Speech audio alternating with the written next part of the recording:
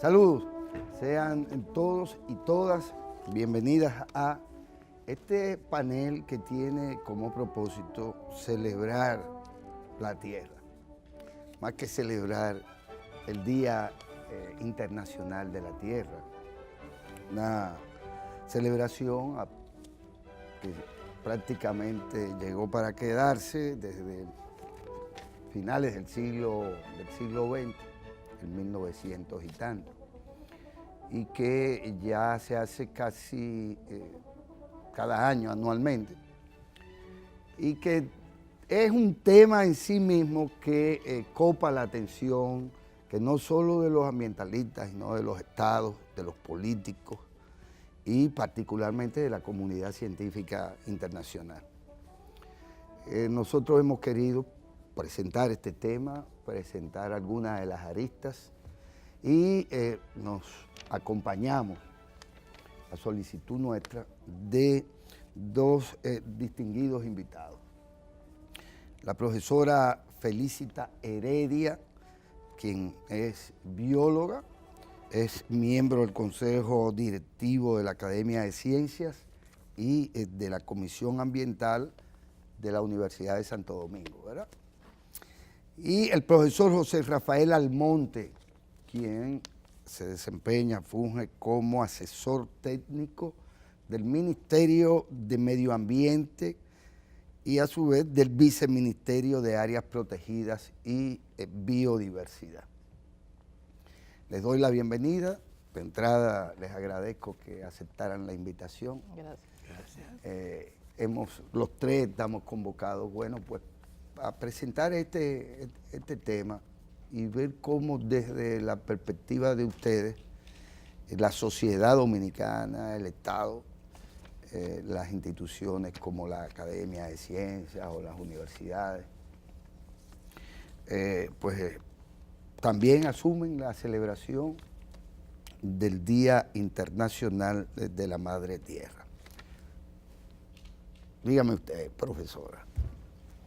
Gracias por la invitación. Bueno, realmente... Y perdone, quiero agradecerle de entrada pues este obsequio, esta entrega de El Agua Dulce en la Economía Dominicana, la revista especializada en ecología y medio ambiente, Verdor, ¿verdad? Que tengo aquí y que me ha hecho llegar, bueno, pues la profesora. Y así como este otro texto, las costas dominicanas, políticas y recomendaciones para la gestión integrada. Autoría, pues, entre otros, de la profesora Eleuterio Martínez y la profesora Felicita Heredia. Muchas gracias. Será de utilidad para todos nosotros. Pues nada. Bien, buenas tardes, gracias por la invitación. Yo creo que esta celebración, ¿no verdad?, del Día de la Madre Tierra, es una más de todas las celebraciones que se hacen a lo largo del año, porque se celebra el Día de la Deforestación, el Día de las Plantas Endémicas, el Día de los Mares, etcétera. Y yo creo que es bien acogido por la comunidad y como bien usted dijo al principio en la introducción, todos los sectores sociales y académicos se adhieren a la celebración del Día Mundial de la Tierra. ¿Y usted qué me dice? Bueno, yo pienso, bueno, a sumarme a la felicitación de la profesora Heredia y a la perspectiva que usted planteó en el sentido fundamentalmente de que el Día de la Tierra es un día que está llamado, como desde sus inicios, de sus orígenes, a reflexionar, a que la población mundial reflexione sobre el estado de la contaminación y los peligros o las amenazas que algún conjunto de actividades desarrolladas por los seres humanos ponen y significan para la Tierra.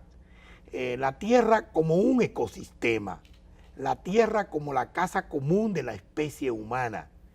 Y creo que hay dos elementos importantes que debemos destacar, que están en el origen mismo de la celebración de este día. Primero, es un día que nace en el seno de las universidades.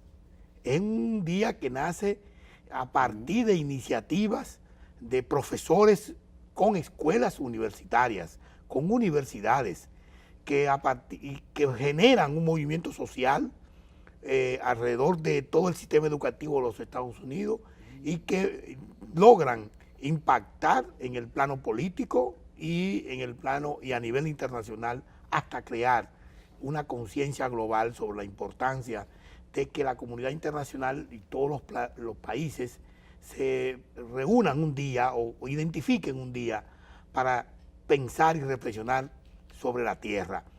Y cuando hablamos de reflexionar sobre la tierra, es necesario apuntalar que esa reflexión sobre la tierra tiene que ir orientado a entender que el ecosistema de la tierra tiene leyes que lo gobiernan. Tiene lo que se llaman procesos esenciales, procesos ecológicos esenciales, que son los que determinan el ciclo de la vida en la tierra. Y que entonces esos procesos y esas leyes son los que son amenazados y se ven amenazados y que están amenazados por un conjunto de actividades humanas que se hacen para garantizar el bienestar humano o para satisfacer necesidades creadas por la misma dinámica económica y social de la especie humana y que ponen en peligro no solamente las especies concretas y los ecosistemas, sino a los mismos seres humanos. Entonces creo que hacer una discusión en un programa como este, en un canal como este, de un alcance, de un prestigio tan importante para el país sobre el tema del Día Mundial de la Tierra, es trascendente. Es trascendente porque nos obliga a reflexionar sobre eso, a pensar un poquito sobre qué estamos haciendo como especie a nivel global sobre que amenacen la tierra y en el caso de nuestro pedacito de tierra que es la República Dominicana. Queda claro en el origen mismo de la celebración como entre los que tienen conciencia sobre el tema de la tierra, que de algún modo la especie misma se aboca a esa reflexión a propósito del daño que las actividades humanas le infligen a la tierra, como fuente, bueno, de la existencia misma, no solo del hombre, sino de la biodiversidad. Y que se trataría en una perspectiva como esa de, bueno, causas y consecuencias. Entonces, como el hombre hace tal cosa, incide en tales procesos que desembocan en tales consecuencias, en esa lógica. Pero la tierra, antes de que el hombre existiera, pues estaba en formación, en evolución, tiene momentos extraordinarios, cámbricos, ¿verdad?, para el surgimiento de la tierra, de las especies mismas, de la vida, y hasta lo que podríamos decir, bueno, qué malo pudo haber sido tantos millones la tierra congelada. Bueno, pues era parte de un proceso que deviene en otros procesos. Y esto en millones y miles de millones de años. 2.500 millones de años. 2.500 millones de años. Y entonces, yo pienso en la reflexión mía propia. Digo, bueno, es que no solo se trata del daño es que se trata también de cómo el hombre está dispuesto como, ¿verdad?, como civilización a entender los cambios que son propios de la tierra, que poco tienen que ver con la incidencia misma del hombre. Quizá varía la cantidad de horas del día, no precisamente por el hombre, sino por otros factores que tienen que ver con la velocidad de rotación, que tendrá que ver con mil cosas, y que sin embargo pueden impactar de una manera tal que incluso el hombre mismo podría verse en peligro. Sin embargo, la perspectiva primera creo que es la que prima en el enfoque de ustedes, las universidades, los ambientalistas en sentido general, que es el de que, bueno, nosotros estamos actuando y estamos alterando cosas o estamos generando otro tipo de procesos. Y yo quiero que veamos también esto así, para no solo verlo desde la perspectiva de la contaminación o no solo verlo desde la perspectiva de la deforestación y demás, o el descongelamiento del Ártico, de los polos y qué sé yo qué cosa. Realmente, si uno se pone a pensar el tiempo que tiene la Tierra y los procesos que realmente hemos mencionado y que vienen ocurriendo, los daños que se están infligiendo en la Tierra son realmente son provocados por el hombre, son provocados por los seres humanos. Y si nosotros, y muchas personas y muchos científicos dicen que ya no hay reversa, o sea, no hay reversa para la recuperación de los daños que están ocurriendo. Sin embargo, parece que hay alguna esperanza porque para este año hay una reflexión que se dice, ¿qué es el Día de la Tierra y cómo lo debemos celebrar? Y en las celebraciones que se tienen para este día está la capacitación en las escuelas, en los congresos, a los políticos, a la iglesia, a todo el mundo, para que cada quien aprenda qué es lo que está ocurriendo, cómo debe enfrentar estos cambios y cuáles son las soluciones que podemos presentar para que no se nos venga encima toda la situación ambiental que está ocurriendo actualmente. Entonces, bueno, yo creo que es muy importante esa perspectiva que tú planteas, porque ciertamente la Tierra como un sistema vivo, como un ecosistema vivo, como un ecosistema en proceso continuo de renovación y de cambio, porque el cambio es parte de la dinámica misma de la vida, y la Tierra es un planeta vivo, es un planeta que evoluciona. Esa evolución natural de la Tierra produce cambios y transformaciones. Lo que sucede es que ese proceso natural es un proceso de renovación de la misma vida de la Tierra. Es decir, y se hace en el marco de lo que ahora está muy de moda, una palabra que está muy de moda, muy acuñada, que se repite en más de 4 o 5 veces en los Objetivos de Desarrollo Sostenible, que es la palabra resiliencia. Sí. Está de moda. Está de moda. Los cambios que se producen en los ecosistemas, en la naturaleza, producto de la dinámica misma de la interacción que se dan entre los diferentes componentes de la biodiversidad y de los procesos que se dan naturalmente en la Tierra. Esos cambios se hacen en el marco de la propia resiliencia del ecosistema. Es decir, que el ecosistema lo puede manejar, lo puede resistir, lo puede aceptar y sin cambiar su funcionalidad.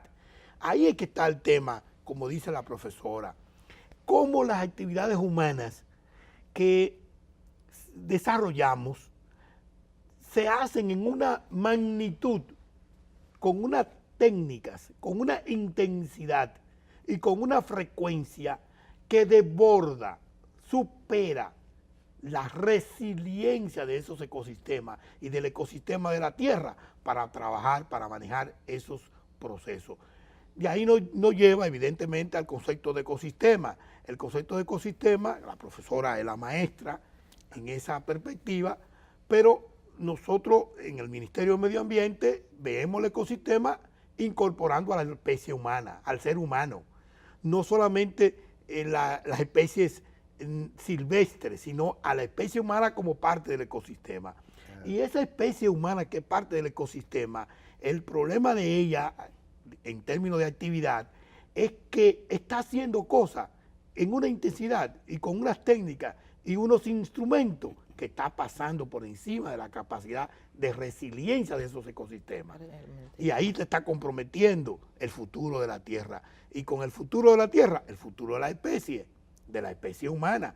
Y con el futuro de la especie humana, de todas las demás especies del planeta.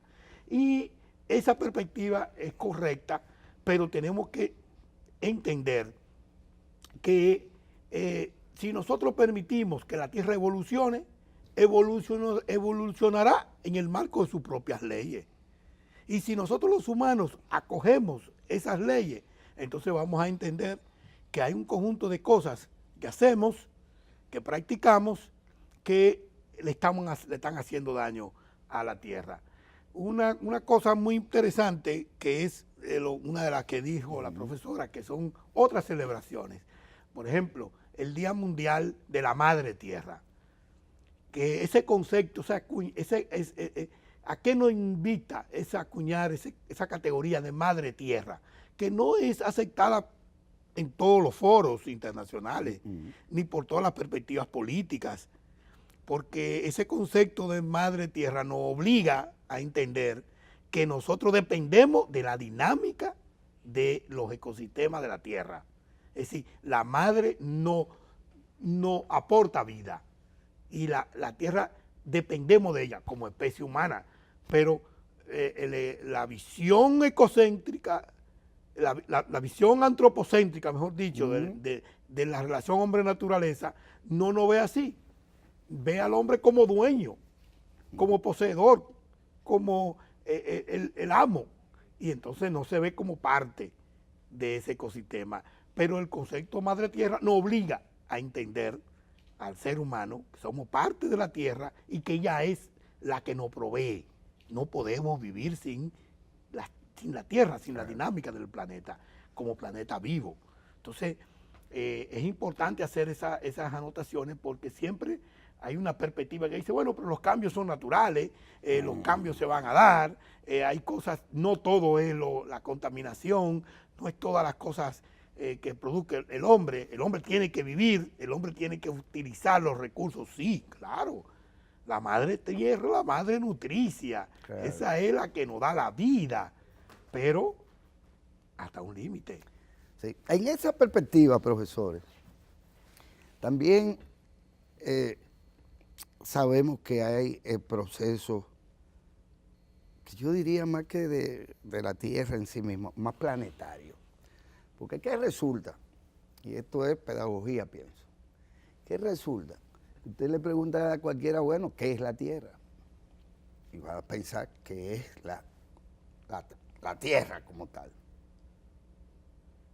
No va a imaginar, por ejemplo, que el planeta es lo que es en tanto tierra y en tanto lo otro, porque tiene una capa que no es de tierra, una capa que combinándose unos procesos, en su momento es de ozono y en su momento eso nos protege a todos, incluyendo a la Tierra misma, como elemento que no está ahí pintado en la pared, de los rayos solares. Y entonces, en algún momento fue preocupación mayor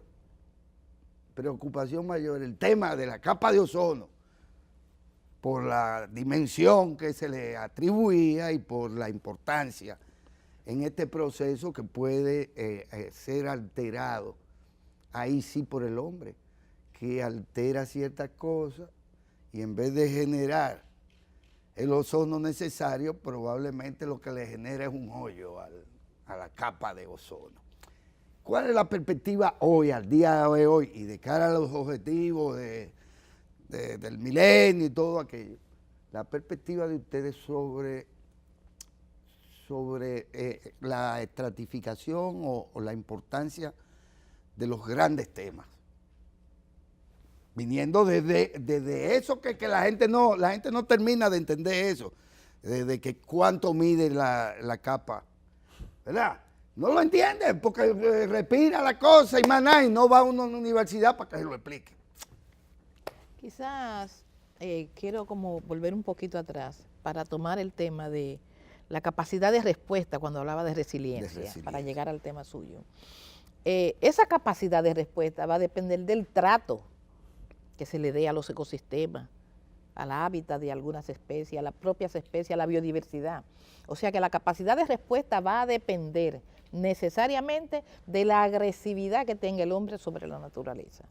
No quiero decir el hombre. Sí, sí, la mujer también. Sí, de la capacidad que tengan los humanos de daño, ¿verdad? Sobre la situación, por ejemplo, de esos grandes problemas, yo creo que sí, que esos grandes problemas se están abordando y no hay mucha ignorancia de esos problemas porque la gente conoce la situación de la capa de ozono. Yo creo que en las universidades, el ministerio, las escuelas se han dado la tarea de dar a conocer a través de diferentes mecanismos qué es la capa de ozono, qué es lo que está pasando. Y usted encuentra a jóvenes de la escuela primaria que le dan a uno respuesta sobre esa situación. O sea, esa es la Bueno, es forma. como el tema del cambio climático, que igual aquel señor Al Gore, que no pudo ser presidente, planteó lo que planteó y lo mismo Obama, pero igual viene Donald Trump y dice que eso no es verdad, que eso es un cuento de camino, el cambio climático. Y entonces yo quiero que ustedes también nos orienten en esa perspectiva. ¿Hasta qué punto es que se está engañando a una parte de la población? Y que el presidente de la principal potencia del mundo, por mala suerte, pues puede decir eso e ignorar todo lo que la comunidad científica internacional entiende sobre el cambio climático, que es de lo que estamos hablando también. Sí. Es decir, ¿cuál es realmente la perspectiva sobre esto? Porque si ellos no se preocupan, ¿y por qué es que yo me voy a tener que preocupar tanto? Porque al final de cuentas va a cambiar y nos va a afectar a todos. Y al final de cuentas, pues hay cosas que van a suceder que desbordan hasta el daño que uno le puede hacer a aquello. Porque cuando se parta la falla de San Andrés, no solo los gringos van a saber lo que eso puede suceder. Y estoy pensando que yo podría llegar a verlo. Y ustedes también. Bueno, yo creo que la profesora ha puesto en relieve un hecho que es cierto, aquí en República Dominicana se da con mucha frecuencia, el aumento de la concienciación ambiental. Hay un aumento de la información y de la conciencia ciudadana y de las sociedades sobre temas ambientales y sobre los grandes problemas globales ambientales. Lo que sucede es que, por ejemplo, en algún momento, un tema que fue claramente demostrado científicamente y que tomó y puso en alerta a la comunidad internacional fue el tema de la capa de ozono. Entonces, era una cosa que también tuvo su debate en el ámbito científico. Y todavía se siguen usando los aerosoles. Pero bueno, la comunidad internacional adoptó unos convenios, el convenio de Montreal para la protección de la capa de ozono y su protocolo, y tomaron decisiones y se están tomando acciones para evitar la fabricación y liberación al ambiente de los gases que afectan la capa de ozono. Y ahí hay muchos avances, mucho control para permitir la recuperación de la capa de ozono. Pero hay surgido otros problemas, producto de la práctica de los modelos insostenibles de desarrollo. Y un problema crucial es el tema del cambio climático, el tema de la variabilidad climática y el efecto que va a producir esa variabilidad climática, ese aumento de la temperatura del planeta, que va a distorsionar y ha cambiado todos los parámetros normales o históricos de la dinámica climática a nivel global y que tiene efecto en todos los ecosistemas, en todas las leyes que gobiernan el planeta. Es decir, el cambio climático no es simplemente porque aumenta la temperatura. El panel intergubernamental científico del Convenio de Cambio Climático, el IPCC, ha puesto los números y ha puesto las evidencias científicas del tema del cambio climático y no lo plantea como una posibilidad, es una realidad ya. Incluso han logrado modelar procesos climáticos a nivel global y regional que demuestran los efectos que va a producirse esa variabilidad de la temperatura, como el aumento del nivel del mar, como el cambio de temperatura en zonas que va a afectar las especies de biodiversidad, Claro. de la biodiversidad. Y entonces, el problema del cambio climático no es una presunción. Y que va a afectar el comercio. Porque Grandemente. ahora lo que más se discute allá, el mar de los mares del norte y el de hielo, es a quién es que nos pertenece la nueva ruta comercial que se abre Claro. con el de hielo. La gente no lo alcanza a ver, pero hay un bendito de hielo Claro que que podrá sí. tener aquí, allí o allá impacto hasta en lo comercial. Pero yo no veo a la gente muy preocupada por lo que está pasando con eso, tampoco. Bueno, yo pienso que A realmente... ustedes sí. Sí, Sí, están muy sí, la preocupados, gente está claro. preocupada y las autoridades están preocupadas, no solamente a nivel local, sino también a nivel global. Claro, claro. El hecho de que una persona aisladamente emita una opinión, a veces yo pienso sin un análisis profundo de lo que está diciendo, puede llevar a que algunas personas pongan en duda. Es más, hay grupos profesionales que dicen que eso no es cierto, que lo del cambio climático es un cuco, que eso no es cierto, pero realmente está ahí y la situación está ahí y nosotros estamos viendo cómo ocurren problemas ambientales simples, cambio en la ruta de los huracanes, se están formando huracanes en zonas que nunca se formaban, cambios, por ejemplo, esos cambios bruscos de temperatura, las situaciones que hay realmente, no es que va a subir el nivel del mar y no vas a arropar, Pero va a subir también. pero va a subir, va a subir. Pero yo creo que sí, que la gente está preocupada y que a la gente se le está enseñando cuál es la situación. En ese segundo documento hay 52 recomendaciones para que la gente de la costa tengan un manejo integral de la situación ambiental en la zona costera y pueda dar la respuesta a situaciones ambientales.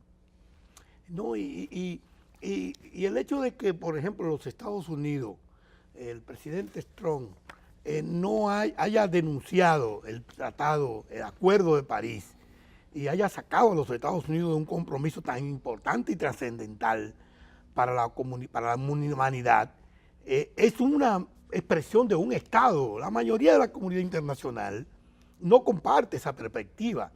Todo lo contrario, ha reafirmado su compromiso con el Acuerdo de París y con las metas definidas en ese acuerdo. Y está claro que en el caso de los pequeños estados insulares en desarrollo, como la República Dominicana, se han generado procesos internos al interior de esos estados para poner claramente en evidencia cómo esos efectos de la variabilidad climática, del cambio climático, haciendo sinergia con otros problemas generados por las prácticas incorrectas del uso de los recursos naturales, van a poner en peligro a esos pequeños estados insulares en desarrollo. El caso de nosotros, la República Dominicana. Retomo y presento de nuevo pues esta reflexión compartida con los distinguidos académicos, científicos dominicanos, la profesora Felicita Heredia, quien es bióloga, miembro del Consejo Directivo de la Academia de Ciencias y de la Comisión Ambiental de la Universidad de Santo Domingo. Y el profesor José Rafael Almonte, quien es el asesor técnico del Ministerio de Medio Ambiente y del Viceministerio de Áreas Protegidas y Biodiversidad. Profesora, las cosas han cambiado y gracias a que gente como ustedes pues han dedicado una buena parte de su vida y de su pasión a visibilizar estos temas y a compartirlos generosamente en las aulas y fuera de ellas. ¿Cuál es nuestra propia historia local en ese sentido? ¿En qué medida aquí esto de cuándo procede? ¿Quiénes han compartido con ustedes también estos esfuerzos? Y creo que este es el momento de rendirle honor a la tierra, celebrar la tierra, celebrando también el haber tenido la oportunidad de compartir, por ejemplo, con Tony Tomás. Sí, realmente me alegra que este tema llegue a esta mesa de conversación en el Día de la Tierra. Porque le mencionaba fuera de cámara que que no podemos perder las esperanzas porque las cosas han cambiado. Porque en 1967, en el local de la Biblioteca Vieja, ahí se reunió Tomén, el doctor González Mazané y un grupo, Ivonne García, Lourdes Rojas, y formaron una sociedad que se llamaba Sodocorena. Era la Sociedad Pro Conservación de los Recursos Naturales. Y otras personas más que no recuerdo ahora. Marco Peña Franjul. Bueno, de ahí en adelante es mucho lo que ha ocurrido. Y Tomén, por ejemplo, emitía una revista en su imprenta que se llamaba Bioconservación, que alertaba sobre el manejo de los usos de los pesticidas, de los fungicidas, hacía una lista que le llamó la lista maldita, ¿no, verdad? De ahí en adelante se han formado ONG, la Secretaría la Subsecretaría de Medio Ambiente y Recursos Naturales se ha transformado en un Ministerio de Medio Ambiente y Recursos Naturales. Claro. Y apoyado en una ley, donde están los mejores profesionales del área de medio ambiente y de ecología. Bueno, mire aquí mi alumno. Entonces, realmente es mucho lo que se está haciendo. Hay muchos técnicos que saben de convenio, hay muchos técnicos trabajando con esos protocolos gubernamentales que tienen que ver con el manejo ambiental. Y realmente yo creo que no podemos perder las esperanzas, porque los cambios están ocurriendo, la gente está aprendiendo, pero mire, cada vez que uno abre un periódico, aparece alguien, hasta los bancos, las iglesias, los grupos, por ejemplo, los grupos sociales, grupos médicos, participando en cuestiones ambientales y haciendo propuestas. Hay jóvenes que se dedican usted ve en los periódicos, hasta con su mano descubierta, recogiendo basura de la playa, porque han hecho conciencia de esa situación. De manera que yo creo que debemos seguir esperanzados. Pero sí hay una cosa y advertir, Almonte, que tú mencionabas ahorita.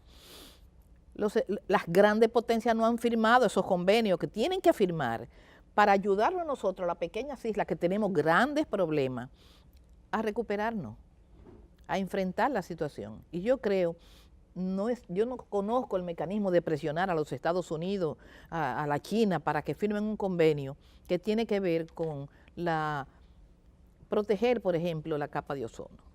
Yo creo que tenemos que buscar alternativas para presionar, y cuando se va a esas reuniones, los países pequeños, los que forman en el grupo del G75, el 77 más China, por ejemplo. No hacen caso. No nos hacen caso. No hacen caso. Y los problemas siguen. Pero no se puede perder las esperanzas. ¿Cuál es el aporte que localmente podemos hacer como conglomerado humano, como sociedad? De cara, bueno, ok, yo no estoy de acuerdo con pasarme los últimos años de mi vida recogiendo plásticos que otros tiran. No. Yo lo siento. Entonces, ¿qué es lo que vamos a hacer para resolver problemas elementales como que la gente no puede tirar lo que le dé su gana, donde le dé su gana? Y hablo de la gente por hablar de las empresas, que siguen tirando desechos donde se le puede ocurrir, contamine o no contamine. Sé que hay un marco legal que antes no existía. Pero como usted dice, hasta que la gente no quede empoderada del tema, consciente de él, y no diga, pero ¿y qué vamos a hacer? ¿Nos vamos a ahogar en el plástico o vamos a superar el plástico? Y miren que yo soy de lo que he dicho entre amigos, sin ninguna pretensión de ningún género. He dicho que probablemente habría más pobreza en el planeta si el plástico no hubiera aparecido, porque tiene sus bondades también. No es verdad que el plástico aparece por malo, no, aparece como respuesta a problemas que no hubiesen sido resueltos o mínimamente resueltos de cara a la condición de vida del ser humano en todo el sitio, si el plástico bendito no aparece. Igual, eso estaría referido a cualquier otro tipo de recurso, incluido el petróleo, o incluido el caucho, o incluido muchísimas otras cosas que el hombre consume. Lo que más quieren los pobres es tener oro, pero no saben que extraer el oro, que no la barre, que lo hace de una manera limpia, sino quienes lo han hecho a través de toda la historia de la humanidad de una manera no tan limpia. ¿Cuáles son los esfuerzos reales en la perspectiva del Ministerio de Medio Ambiente, en la perspectiva de la gente como ustedes y como nosotros como empresas comprometidas con el medio ambiente y conocedores de que la tierra es la madre tierra? Sí. Bueno, yo creo que el desafío está asociado a una palabra: cambiar los patrones de producción y consumo insostenible. Aproximarse y practicar patrones de producción y consumo sostenible. Y esto va desde una perspectiva social, es decir, de toda la sociedad, hasta una perspectiva familiar, de comunidad, de un barrio, de un municipio, hasta una perspectiva de una persona, un individuo. Es decir, una responsabilidad compartida, sociedad, Estado, familia, individuo. Y cuando hablo de sociedad, entonces ahí aproximarnos al tema de los componentes de la sociedad, los grupos sociales, las clases y sectores sociales que interactúan y construyen una sociedad. Entonces tenemos que hablar de los empresarios, de las empresas, tenemos que hablar de los consumidores, los diferentes sectores empresariales, agricultura, comercio. ¿Qué actividad y cómo hacen esa actividad que está comprometiendo la calidad del aire, la calidad del suelo, la calidad del agua y que está afectando la dinámica de los ecosistemas? ¿Cómo podemos hacer esas actividades sin comprometer esos procesos? ¿Y cómo podemos producir bienes y satisfacer las necesidades humanas imprescindibles sin comprometer la viabilidad de esos mismos procesos que soportan esa actividad? Para mí ese es un elemento clave y eso tiene una expresión más concreta en términos de lo que, por ejemplo, usted ha mencionado, que está ahora de moda, que es el tema del plástico. Hay un mensaje que me mandaron en estos grupos que uno participa. No es que esté de moda, es que lo tenemos más arriba del moño. No Sí, pero se pone de moda, Sí. porque, por ejemplo, me mandaron ese mensaje que dice, que yo lo comparto: yo no te pido que recoja la basura, yo te pido que no eche la basura. Que no eche la basura. Que no la tire. Es igual. El tema del plástico, uno de los elementos clave de la gestión ambiental efectiva es el uso del conocimiento científico. Por eso la importancia de las universidades, por eso la importancia de la Academia de Ciencia, de los investigadores que entran a conocer las leyes, los procesos, la realidad y la explican más allá de la percepción, más allá de lo que es aparente.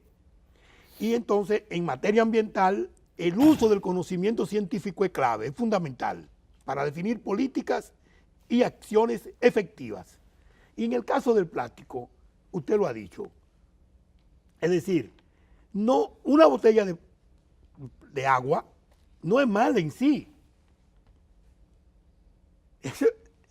Es cómo se usa, dónde se dispone, qué tratamiento se le da.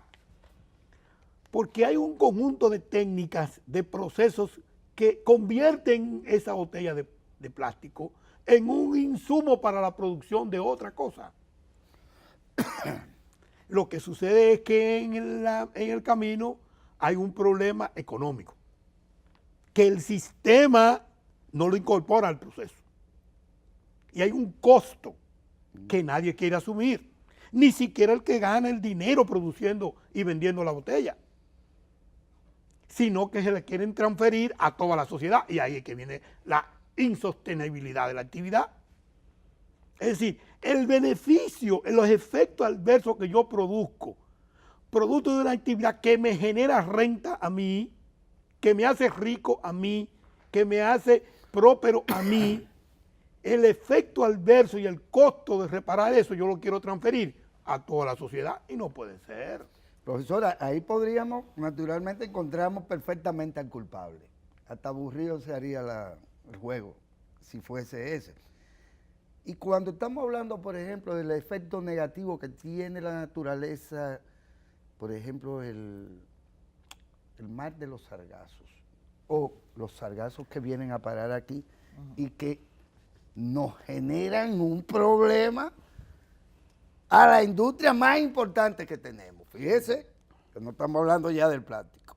Igual sé que la ciencia tiene respuestas para eso. No, están las universidades haciendo, acompañando en ese sentido. Sí, pero es que realmente eso no es malo. No, lo malo que está no. ocurriendo con los sargazos que vienen aquí cuando la temperatura cambia, etcétera, no es malo. ¿Por qué? Siempre ha sucedido. Eso siempre ha sucedido. Por generaciones de la humanidad, eso ha ocurrido. Lo que pasa es que ahora hay más preparación, hay más preocupación por los problemas ambientales. Sin embargo, usted habla con un pescador y los pescadores dicen que su tabla de salvación es esa capa, porque debajo de ese sargazo ahí ocurren procesos reproductivos, ahí ocurre protección de los mecanismos de reproducción de esas especies. Pero, ¿por qué lo estamos viendo mal? Porque los hoteleros no quieren limpiar las playas, los hoteleros quieren que sea el Estado que se ocupe de eso y no. Ellos son los que tienen que, cuando el sargazo muere, que llega a su playa, que sean ellos que lo recojan. Son ellos que tienen que resolver ese problema. O sea que yo no veo, ni se puede ver, y yo creo que cualquier otro profesional del área, hasta usted mismo ahorita, queda convencido de que en el sargazo no hay maldad. No, claro. Se constituyen inclusive en alimento para otras especies. Sí. Y lo mismo ocurre con estos cambios de temperatura, los cambios de lluvia, los cambios en los patrones de aguacero, lo que está pasando últimamente.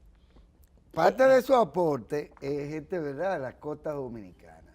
Pero estamos hablando del sargazo, pero estamos hablando de procesos destructivos en los que sí tenemos que ver cuando hablamos de, por ejemplo, de las barreras coralinas.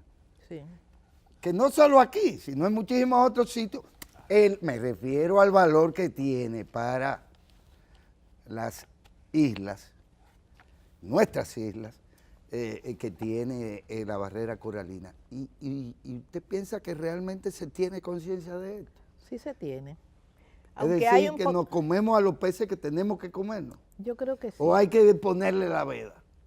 Miren, realmente falta un poquito también yo no diría un poquito, no voy a usar esa palabra, falta responsabilidad en las autoridades en el cumplimiento de todas esas reglamentaciones para que haya sostenibilidad. O sea, eso no va a ser posible si no hay responsabilidad arriba y cumplimiento abajo.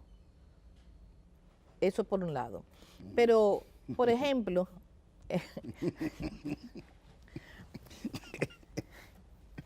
realmente es preocupante.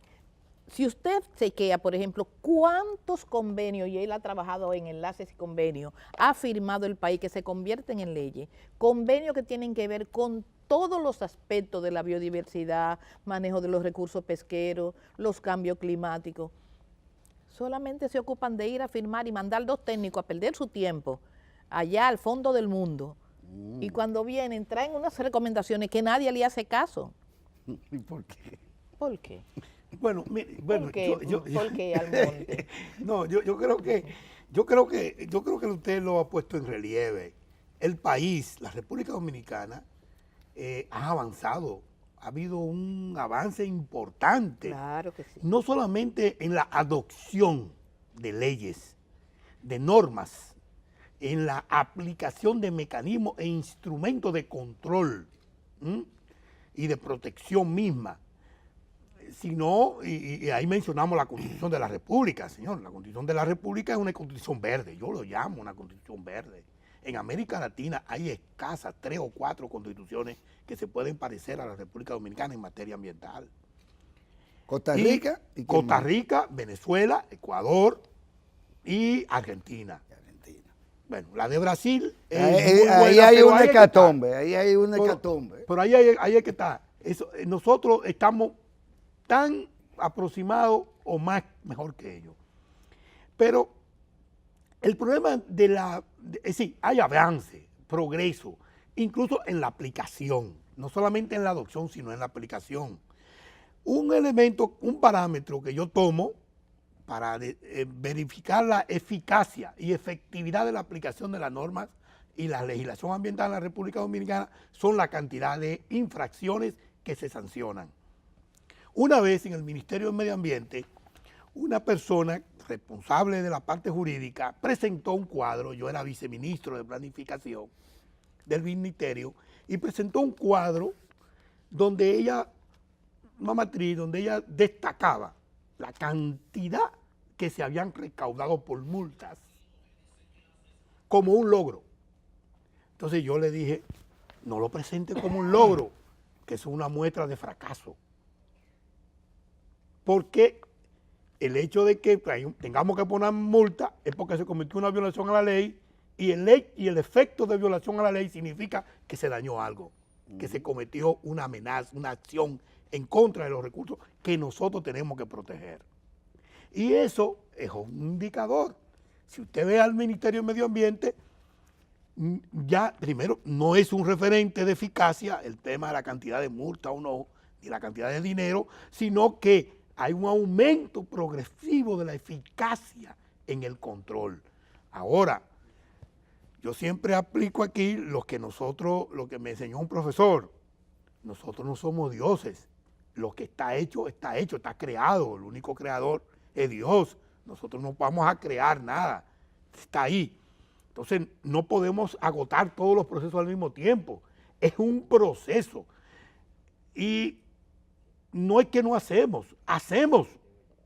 Y ahora el nivel de visibilidad que tiene el tema ambiental nos obliga a recibir mayor demanda de la sociedad. Antes, una persona que tiraba un papel a la calle no era vista como un agresor. Hoy un niño, el hijo mío, el hijo suyo, lo ve a usted tirando papel y papi, no tire eso ahí. Es decir, eso es una demanda. Y esa demanda que le hacen a usted se transfiere en una demanda al ministerio, a la autoridad. Entonces, hay un aumento progresivo de la conciencia ambiental y hay un aumento de la preocupación hacia el ministerio. Y yo creo que el ministerio, tiene que hacer procesos de mejoras, tiene que hacer procesos de eficacia, aumentar la eficacia y la efectividad de sus procesos, pero evidentemente la capacidad de respuesta es ahora es mucho más que antes, aunque pueda ser insuficiente frente a la conciencia de la población.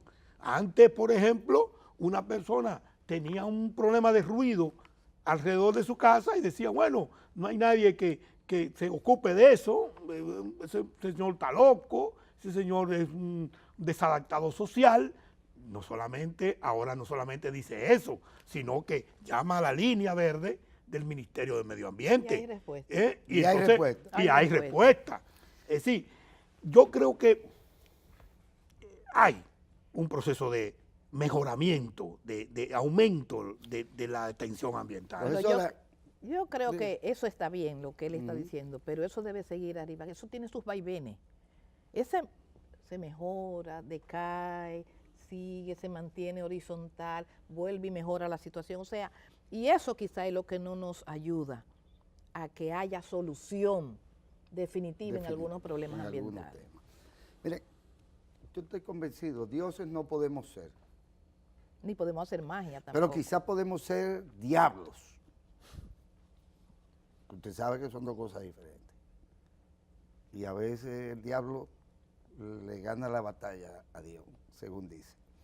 Por ejemplo, aquí nadie me ha dicho, y no sé si se mide, cuál es, que no sea vía la capa boscosa o qué sé yo qué, cuál es el nivel de impacto de la pérdida de la capa vegetal en suelos que hasta hace 30 o 40 años no iban a ser depositados en los grandes embalses como Valdesia, que están llenos. ¿Llenos de qué? De sedimento. De sedimento. ¿Por qué? Bueno, precisamente porque usted ve la montaña pelada y dice, pero es que aquí no hay capa vegetal ya. Y reponerla probablemente sería dejar a la naturaleza que lo haga, sin que la sigan fuñendo, que ella misma va a tener respuestas, más que las respuestas mismas que nosotros podemos darle. ¿En qué perspectiva también de lo que se trata? Y quizás por esa razón la pregunta anterior. ¿En qué perspectiva podemos nosotros agarrar el tema? Bueno, no permitamos que se pierda 1 metro más de capa vegetal. Bueno, mire, eso es un problema quizás político. Político. Político, más que ambiental, político, porque ahí están las regulaciones que impiden y que han resuelto muchos problemas de esos que han vuelto atrás, y ahí está el caso Valle Nuevo. Valle Nuevo era un problema casi resuelto y ese problema ha retrocedido. O sea No, ahora mismo no es que esté peor. Yo creo que se han dado pasos en la perspectiva correcta. Claro. Pero ya el tema no es Valle Nuevo, porque nos cogió que un parquecito chiquito hay que resolverlo. Es que del lado de Ocoa, que no es parque nacional, el daño es mayor que el que se le pueda estar haciendo aún en Valle Nuevo. Se lo digo porque lo he visto, realmente. Digo, mencioné Valle Nuevo por mencionar un ejemplo, pero claro, ahí está toda esa zona de Bonao, toda esa el zona parque Jaragua. El parque, Claro, o sea que realmente yo creo que hay en muchas de las cosas ambientales hay que tener decisiones políticas. Y realmente estoy totalmente de acuerdo contigo con que las leyes ambientales en estos momentos han resuelto los problemas, lo han resuelto, pero hemos retrocedido un poquito en algunos aspectos. Bueno, ¿sabes? El tema de los suelos es un tema muy preocupante. Uy, sí. Yo creo que nosotros tenemos que ser lo suficientemente claros en este tema. Uno de los elementos asociados al tema de los suelos es la falta de información científica. Y yo siempre, a partir de ahí, uso un ejemplo con mis estudiantes. Usted ve en los periódicos una declaración que dice, se han perdido 400 arroyos, se han secado y perdido 450 arroyos, ríos y arroyos. Y yo me pregunto, ¿quién lo contó? ¿Dónde está? Yo oí uno aquí mismo que dijo que eran 1000 y tantos. ¿Quién lo contó? ¿Dónde está el estudio? ¿Dónde está el estudio que demuestra que ahí había un arroyo? ¿Y por qué no hay el arroyo hoy? Sí. Sí. Es decir, los estudios científicos, nosotros tenemos dificultades en República Dominicana para tener el dato científico. Por ejemplo, el caso de los suelos.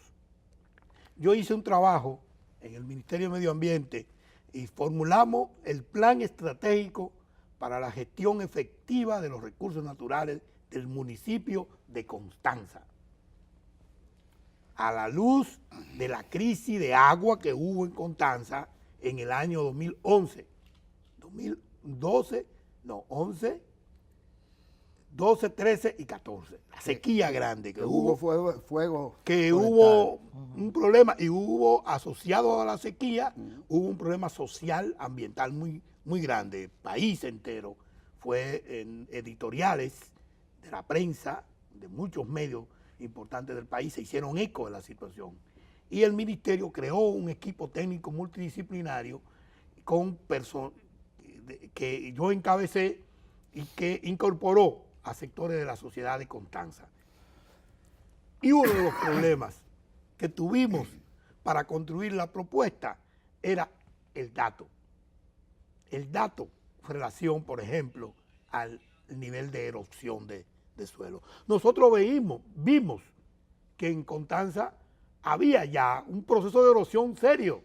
Y contaminación. Y de contaminación del agua. agua. De Tireo queda más claro que el agua porque nada más tenemos que ver a Pinalí. Sin embargo, no conocíamos un estudio que había medido eso. Y cuando usted va, por ejemplo, al centro científico, al mismo Ministerio de Medio Ambiente, a las áreas técnicas, y usted pregunta, ¿cuál es la tasa de erosión que hay? Entonces, lo único que me dicen es, la última batimetría que hicimos, la presa tal, dice que un promedio, una aproximación, datos, hay debilidades en los datos. Entonces, eso nos obliga a nosotros a desarrollar una línea de actualización del dato para crear una línea de base en algunos temas, como el tema, por ejemplo, de la erosión de suelo. Está claro que hay una pérdida de suelo, porque nosotros lo vemos, se puede ver, se puede contactar, pero no tenemos con claridad, más allá de estudios de segundo nivel, estudios de literatura gris, no literatura científica, que se produce, las causas que producen esos estudios. Distinguidos profesores, hemos agotado el tiempo disponible, pero yo quisiera que en breves palabras ustedes me dijeran, ¿tenemos realmente razones para celebrar el Día Internacional de la Tierra y sentirnos muy satisfecheritos porque nos estamos reflexionando sobre el asunto? Bien.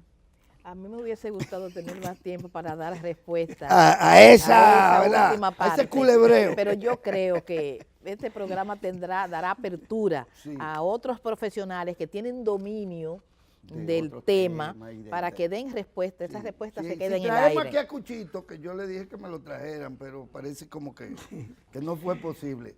Cucho está en una reunión en la rectoría hoy. Mire, qué pena.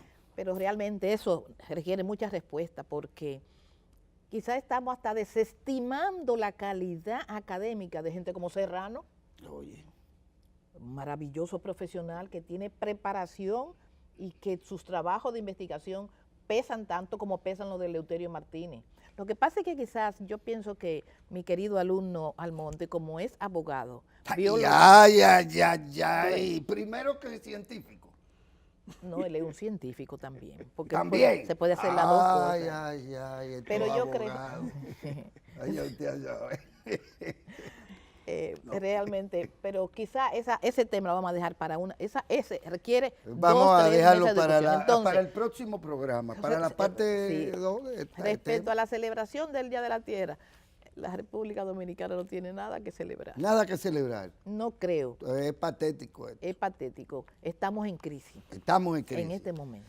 Los políticos, abogados, entre pero yo creo... No, pero él es un abogado científico. Pero yo creo, yo soy... Bueno, mi alumno Almonte. Yo creo que... Maravilloso, mira.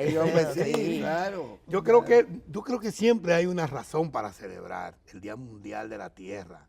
Y nosotros tenemos razones suficientes con el permiso de mi profesora para celebrarlo. Primero, por el nivel de conciencia social que ha tomado el tema ambiental. Hay un aumento progresivo de la conciencia social en República Dominicana. Y creo que estamos en condiciones de dar el siguiente paso hacia la educación ambiental. Fantástico. Porque hemos creado conciencia, pero creo que nos falta educación ambiental. Segundo, nosotros tenemos un cuerpo de normas jurídicas, comenzando por la Constitución de la República, muy sólido, de muy buena calidad, que afianza la capacidad del Estado para ejecutar políticas ambientales e empodera a la sociedad y a los individuos para cumplir con sus responsabilidades ambientales y defender, tanto en el orden administrativo como en el orden judicial, sus derechos a vivir en un medio ambiente sano. Tenemos razones para celebrar el Día Mundial de la Tierra. ¿Por qué? Porque la razón para conmemorar lo que la Tierra nos da, lo que la Tierra nos soporta como especie, todo lo que nos brinda y nos desafía para reconstruir la relación que tenemos con ella, esa relación conflictiva que tenemos que armonizar. No hay nada que me dé más duro a mí porque siempre creo que pesa como la tierra misma, que aquello de que uno no sabe lo que tiene hasta que lo pierde. Y eso creo que nos pasa a nosotros con respecto a la madre tierra. Yo sé que entre nosotros existe la comunión en el sentido de que tenemos que celebrarla entendiendo la celebración como reflexión comprometida con las políticas. Y sí, es cierto, están las políticas, están las leyes y quizás nos falta aún todavía un cierto liderazgo. Que no hablo del político o del científico como tal, sino liderazgo. Aquí se produce en marcha sobre cualquier cosa, hasta por lo que no deberían haber marcha, porque resulta hasta ilógico que se hagan. Y sin embargo, estos temas convocan a algunos iluminados, algunos molestosos o algunos interesados, pero también nos convoca a nosotros en la perspectiva en que ustedes lo hacen, desde donde lo hacen, y en nombre de todos, pues también les agradecemos su pasión y su interés científico por este tema que es de interés nacional y mundial. Muchas gracias, profesora Felicita Heredia, bióloga, miembro del Consejo Directivo de la Academia de Ciencias y de la Comisión Ambiental de la Universidad de Santo Domingo, así como el profesor José Rafael Almonte, asesor técnico del Ministerio de Medio Ambiente y del Viceministerio de Áreas Protegidas y Biodiversidad. A ustedes, bueno, pues compartan la reflexión, la investigación y el interés por este tema que de seguro no será perder el tiempo. Muchas gracias.